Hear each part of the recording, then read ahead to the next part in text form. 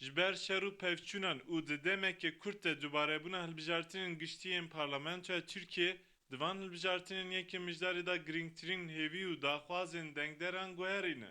Di hilbijartinên borî da dengderên Dêrsimê zêdetir daxwaza vegerandina navê Dêrsimê, nasîna cemxaneyê wekî perestge û pêşxistina pêvajoya çareseriyê dikirin. Lê di van hilbijartinan de daxwaza serekeya dengderan vegerandina aştî û aramiyê ye. Özellikle 7 Haziran öncesi. Beriya hilbijartinên heftê puşberê hêvî û daxwazên gel û dengdêran, kar, veberhênan, wekî perestgeh nasîna cemxaneyan û hinek din pêşxistina pêvajoya aştiyê bû. Duwarê aramî û aboriyê de bandora şer li ser bajarê me gelek e. Ji van hilbijartinan hêviya serekeya gel bêguman vegera aştî û aramiyê ye. Wekî siyasetmedar jî qal dikin niha daxwaza herî bingehîna dengderan rawestana xwînê ye.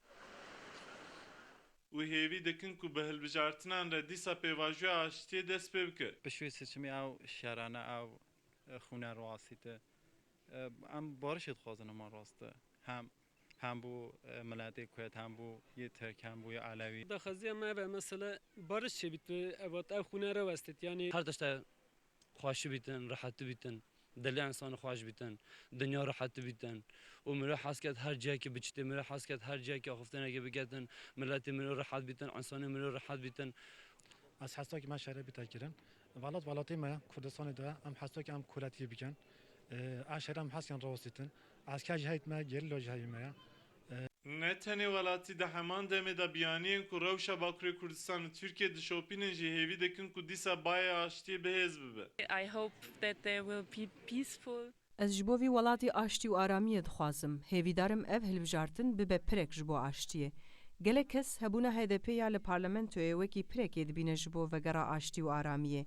Her wiha şanseke mezin e ji bo aştiya Tirkiye û li hevhatina gelê Kurd û Tirk bi hev re.